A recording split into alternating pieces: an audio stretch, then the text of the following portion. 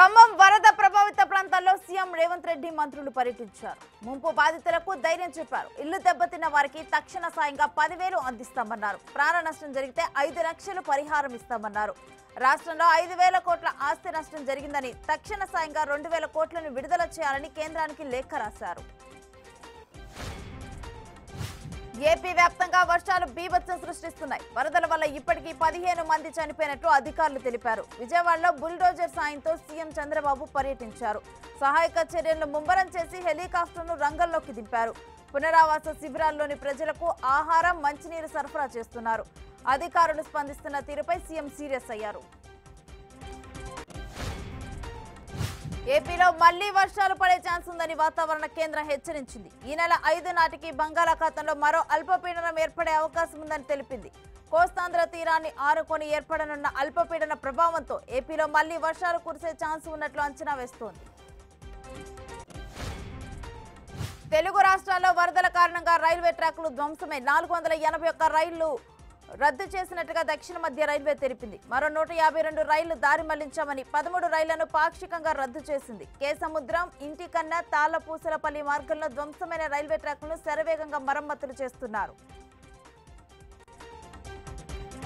భారీ వర్షాల కారణంగా టీజీఎస్ఆర్టీసీ తెలుగు రాష్ట్రాల పలుచోట్ల బస్సులను రద్దు చేసింది. ఆదివారం రాత్రి వరకు 877, సోమవారం ఉదయం నుంచి 570 కలిపి 1400కు పైగా బస్సులను రద్దు చేసింది.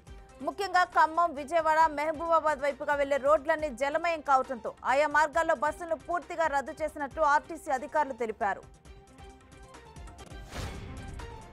మెడికల్ షాపులు డ్రగ్స్ విక్రయ కేంద్రాలుగా మారిపోతున్నాయని బిగ్ టీవీ ఆధారాలతో సహా ప్రసారం చేసిన కథనాలు నిజమని తేలింది. మత్తు టాబ్లెట్స్ ను నీళ్లలో కరిగించి ఇంజెక్ట్ చేసుకుంటున్న 5గురిని హైదరాబాద్ పోలీసులు అరెస్టు చేశారు.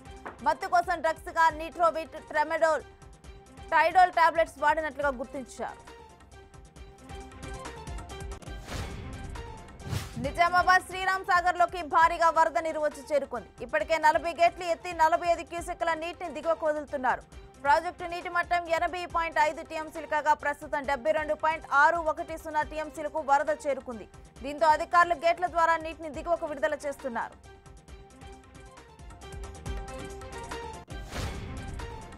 కృష్ణానది వరద ఉధృతి రికార్డు బ్రేక్ చేసింది. ప్రకాశం బ్యారేజ్కి 11,43,201 క్యూసెక్కులుగా ప్రవాహం వస్తూ ఉండగా 70 గేట్లను ఎత్తి 3.2 లక్షల క్యూసెక్కుల నీటిని దిగువకు వదులుతున్నారు అధికారులు. 120 ఏళ్లలో ఇంతటి వరదను ఎప్పుడూ చూడలేదన్నారు సీఎం చంద్రబాబు. జమ్మూ కాశ్మీర్ అసెంబ్లీ ఎన్నికలకు కాంగ్రెస్ పార్టీ సిద్ధమవుతుంది. ఈ నేపథ్యంలో అధిష్టానం అగ్రనేతలు భేటీ అయ్యారు. ప్రచార వ్యూహం, అభ్యర్థుల ఎంపిక, బహిరంగ సభల ఏర్పాటుపై చర్చించారు. 6 అభ్యర్థుల జాబితా విడుదల చేయగా సెంట్రల్ షాల్తెంగ్ స్థానం నుంచి జమ్మూ కాశ్మీర్ అధ్యక్షుడు తారిక్ హమీద్ కర్రా పోటీ ఖరారైంది. తమ సమస్యల పరిష్కారం కోసం ఢిల్లీ శివారులోని శంభు సరిహద్దుల్లో రైతులు ఆందోళన చేస్తున్నారు. ఈ నేపథ్యంలో వారి సమస్యల పరిష్కారానికి పంజాబ్, హర్యానా హైకోర్టు న్యాయమూర్తి జస్టిస్ నవాబ్ సింగ్ అధ్యక్షతన సుప్రీంకోర్టు కమిటీని ఏర్పాటు చేసింది. వారంలోగా రైతులతో తొలి చర్చలను జరపాలని ఆదేశించింది.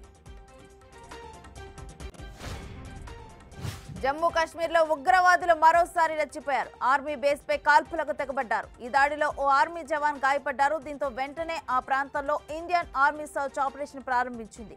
అనుమానాస్పదంగా కనిపించిన వారిని విచారిస్తోంది.